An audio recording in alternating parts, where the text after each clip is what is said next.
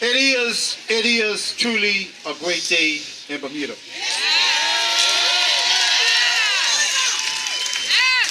Organized labor is alive and well.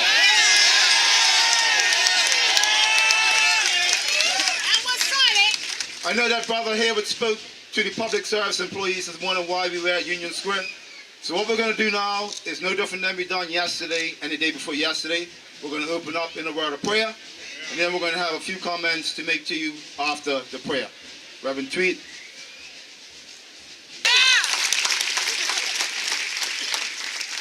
In unity lies our greatest strength as organized labor.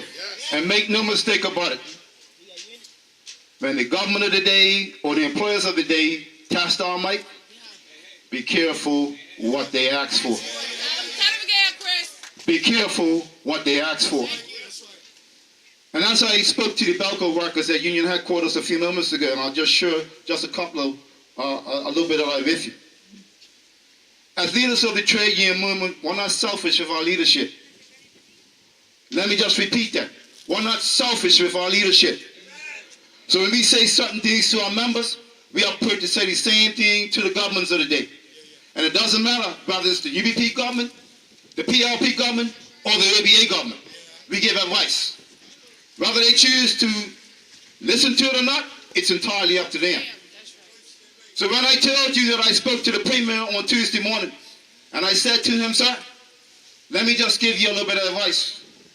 Having been around the trade union movement now for over 40 years, that we're heading down a path that we don't need to hear. Park your furlough date for now, and let us get back to the table and resolve this matter. That was the kind of direction that we gave to him. Why? Because I envisioned something like this happening. The country don't need another 1981, but guess what? If you want it, you can have it.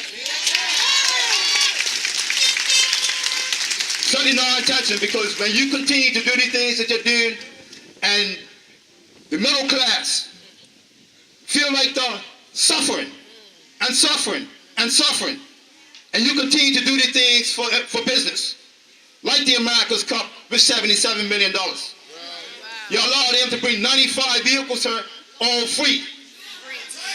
Continue to give the tourism authority the money that you want to give them. And as I said to the Belco workers, whilst we understand the need for the tourism authority, the government made a pledge in the platform, and I wasn't upset when they done it, because they told us that that's what they was going to do if they won government. They was going to create a tourism authority. What they didn't tell us is how they was going to pay for it. So when you take $23 million of the taxpayers' money and give it to the tourism authority, and then in the end, what you want 5,000 workers do, and I'm just using 5,000 because that's how many workers we have in government, about 5,000. And you want, when you talk about, you know, the ABA came up with this phrase, it's not ours, this thing about shared sacrifice. But how shared has the sacrifice been for the working class people of this country? How shared has it been? When you have your Belco bill going up, you have insurance going up, you have your grocery bills going up.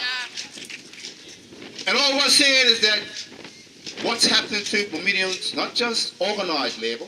Organized labor has had some protection. In respect to, we've been to the table to get wage increases and those sort of things. But the majority of government workers haven't had a wage increase since 2010. So they've been taking wage freezes. So they've been giving and helping and helping. How much do you want to continue to take when we say enough is enough? Let me just be clear.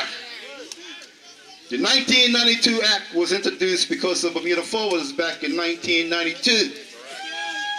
And back then it was called the Trade Disputes Act. Then now changed it to the Labor Disputes Act. But be that as it may,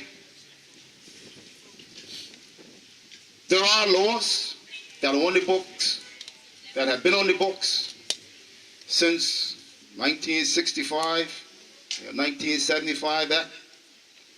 They was on the books in 1981. And all I keep telling the minister and the government, that you can't legislate people's behavior. Because where the people have had enough, and enough, and enough. I don't care whether you write that on 10,000 pieces of paper. Those words are not going to mean a whole lot to them. And we're certainly hoping that what they're saying there, because remember now, after this comes something else. Let's be clear, because I need to tell you what happens next. There's almost 100% guarantee what's going to happen next. If you don't follow that, they're going to the Chief Justice and get an injunction to send you back to work, or order you back to work. Ain't much difference in them. The only thing is that one's signed by the minister, the other one's going to be signed by the Chief Justice. And we've been down that road before. So we do have an issue that needs to be resolved. And because this matter is getting out of hand, we certainly hope that maybe it's the Chamber of Commerce, maybe it's the Employers Council, I don't know who it is, but somehow or other, somebody needs to talk some sense into the Bermuda government's head. Because apparently who they listen to all this time is not giving them the correct advice.